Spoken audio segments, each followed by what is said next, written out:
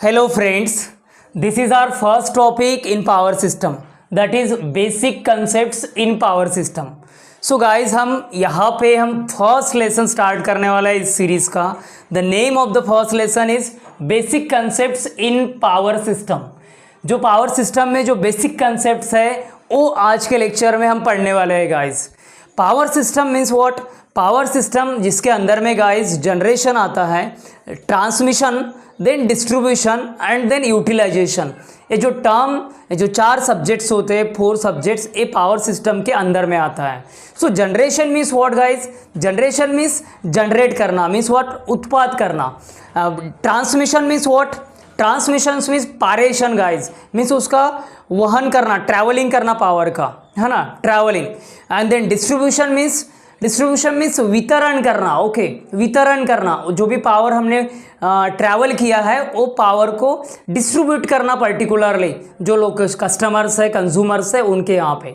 सो वो हो गया distribution. And then utilisation, that means after utilise, जो यूटिलाइज होने के बाद में, पावर यूज़ होने के बाद में जो भी हम एनालिसिस करते हैं उसको कहेंगे utilisation. Okay, so guys power system में ये वाला जो बेसिक लेआउट है इसका, जनरेटिंग स्टेशन से लेकर यूटिलाइजेशन तक, that means till consumer, generation से लेकर कंज्यूमर तक, ये सिंपल सा डायग्राम है, सिंपल सा लेआउट है. ये समझना काफ़ी इंपॉर्टेंट है अगर हमें बेसिक कंसेप्ट समझना है पावर सिस्टम का. तो इसका देखो ये लेआउट जो हमने बनाया है. सो देखो यहाँ पे फर्स्ट देखते हैं तो यहाँ पे जनरेटिंग स्टेशन है गाइस. ये जो है ना जनरेटिंग स्टेशन है ना. जनरेट होता है पावर, तो वो जो इलेक्ट्रिसिटी जनरेट होता है वो हम कोल से भी जनरेट करते हैं, वाटर से भी जनरेट करते हैं, विंड से भी जनरेट करते हैं, सोलर से भी जनरेट करते हैं, और काफ़ी सोर्सेस है जिससे हम इलेक्ट्रिसिटी जनरेट करते हैं गाइस. और भी इसके अलावा कुछ मॉडर्न रिसोर्सेस हैं जिससे हम इलेक्ट्रिसिटी जनरेट करते हैं. सो वो हो गया पावर प्लांट. मीन्स फर्स्ट हमारा फिगर है, वहाँ पे क्या होता है, वहाँ पे इलेक्ट्रिसिटी जनरेट होता है. सो देन आफ्टर ये जो जनरेट करते हैं हम गाइस, तो 11 केवी पे जनरेट करते हैं. 11 केवी या तो फिर 6.6 केवी इस वोल्टेज लेवल पे हम इलेक्ट्रिसिटी जनरेट करते हैं. ठीक है, तो उसके जनरेशन के उसके अकॉर्डिंगली नेम है. अगर कोल से हम इलेक्ट्रिसिटी जनरेट करते हैं तो उसे थर्मल पावर प्लांट कहते हैं. वाटर से जनरेट करते हैं तो हाइड्रो पावर प्लांट कहते हैं. विंड से करते हैं तो विंड पावर स्टेशन कहते हैं. न्यूक्लियर से, थोरियम या यूरेनियम से करते हैं तो उसे हम न्यूक्लियर पावर प्लांट कहते हैं या पावर स्टेशन कहते हैं. मीन्स जिस भी सोर्स से हम इलेक्ट्रिसिटी जनरेट करते हैं उस सोर्स का नाम हमने पावर स्टेशन को दिया है. सो देन गाइज यहाँ पे जनरेशन के बाद में जैसा इलेक्ट्रिसिटी जनरेट होता है ना, जनरेट होने के बाद में हम स्टेप अप ट्रांसफार्मर इंस्टॉल करते हैं गाइज. स्टेप अप ट्रांसफार्मर वो क्या करता है, 11 केवी का 132 केवी में कन्वर्शन करता है. जो 11 केवी का वोल्टेज होता है उसे 132 किलो वोल्ट में कन्वर्ट करता है एक स्टेप अप ट्रांसफार्मर. ये जस्ट एक कहाँ पे होता है, जनरेटिंग स्टेशन के साइड में होता है, तो उसे हम स्टेप अप ट्रांसफार्मर कहते हैं. क्यों कहते हैं? क्योंकि ये 11 केवी से 132 केवी कन्वर्ट कर रहा है, मतलब लो वोल्टेज से हायर वोल्टेज कन्वर्ट कर रहा है, इसीलिए हम इसे स्टेप अप ट्रांसफार्मर कहते हैं.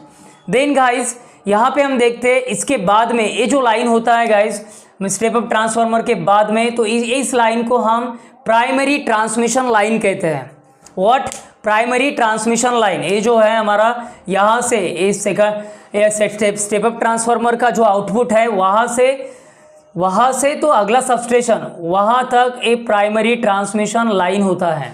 तो ये जो प्राइमरी ट्रांसमिशन लाइन के बाद में फिर से आता है हमारा रिसीविंग स्टेशन, जिसके अंदर में हम ब्रॉडली ट्रांसफार्मर का ही यूज़ करते हैं. तो वो जो ट्रांसफार्मर होता है वो स्टेप डाउन ट्रांसफार्मर होता है गाइज. वो 132 केवी का 33 केवी में स्टेप डाउन करता है वोल्टेज लेवल, है ना. सो इसे हम रिसीविंग स्टेशन कहते हैं. जो पहला सबस्टेशन होता है आफ्टर जनरेटिंग स्टेशन उसे हम रिसीविंग स्टेशन कहते हैं गाइज. ओके, और देन आफ्टर उसके बाद में 33 टू 11 केवी फिर से हमने स्टेप डाउन किया वोल्टेज को 33 का 11 kV किया, वहाँ पे भी हम स्टेप डाउन ट्रांसफार्मर का यूज़ करेंगे, और जहाँ पे स्टेप डाउन ट्रांसफार्मर का यूज़ करेंगे वहाँ पे हम स्टेप डाउन सबस्टेशन कहेंगे, जहाँ पे हम स्टेप अप ट्रांसफार्मर का यूज़ करेंगे उसको हम स्टेप अप सबस्टेशन कहेंगे। Means depend upon the voltage level guys. So यहाँ पे, और जो यहाँ पे हम जो कहते हैं उसे सब स्टेशन कहते हैं। जो पहला है उसे रिसीविंग स्टेशन कहते हैं, देन सेकंड जो है वो सब स्टेशन कहते हैं गाइज। ए प्राइमरी ट्रांसमिशन लाइन है, तो ए जो होगा, ए मतलब रिसीविंग स्टेशन और सब स्टेशन के बीच में वो होगा secondary transmission line. Which line? Secondary transmission line between receiving station and sub station.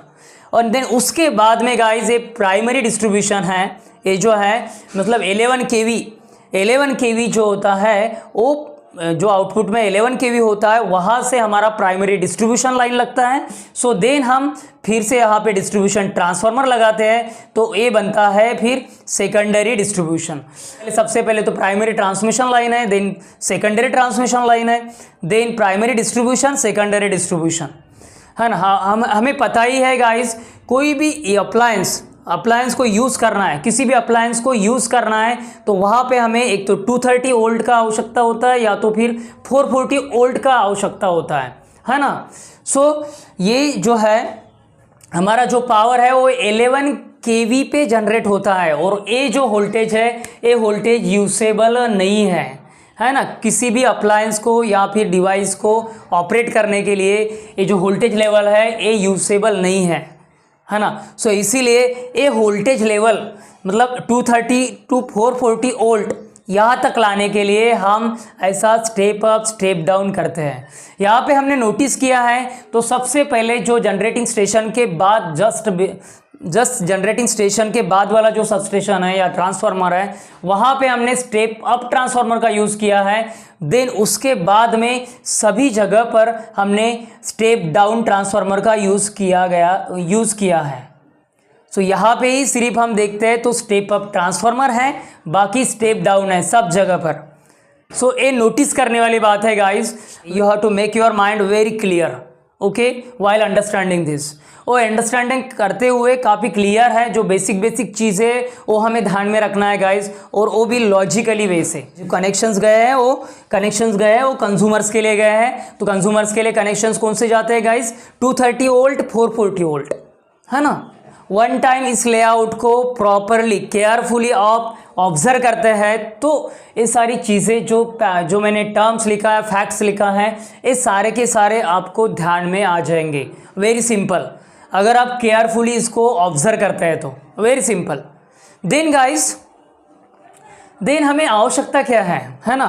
ये जो है स्टेप अप स्टेप डाउन करने की आवश्यकता क्या है? क्यों ना हम डायरेक्टली ले सकते हैं कंज्यूमर जो 11 kV का जो पावर है वो 11 kV पे क्यों नहीं ले सकते हैं, है ना। हम स्टेप अप क्यों करते हैं, स्टेप अप या स्टेप डाउन क्यों करते हैं?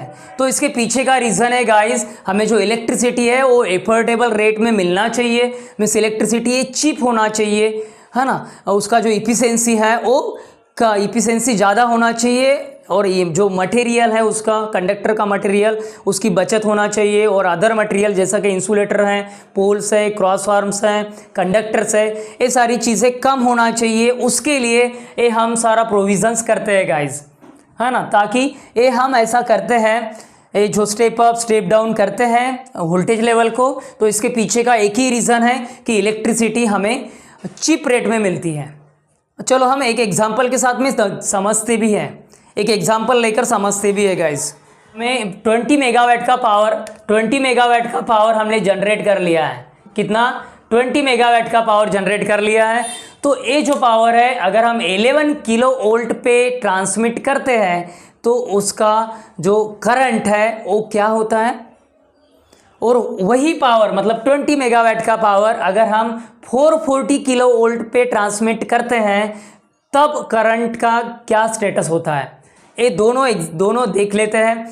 करंट कम हुआ तो क्या होगा, जो कंडक्टर का कॉस्ट है मतलब कंडक्टर कम लगेगा, अदर मटेरियल्स कम लगेगा, एफिशिएंसी बढ़ेगा ट्रांसमिशन लाइन का, ये सारी चीज़ें हमें देखने के लिए मिलेगा, है ना। सो देख लेते हैं 20 किलो हमारा जो फार्मूला है पता है गाइस हमें, हमारा जो फार्मूला है वो क्या है, V I P, P is equal to V I. Okay, so P कितना है, 20 megawatt. Okay, 20 megawatt, 20 megawatt 10 into 6 is equal to voltage कितना है guys, 11 kV। Okay, and current पता नहीं है।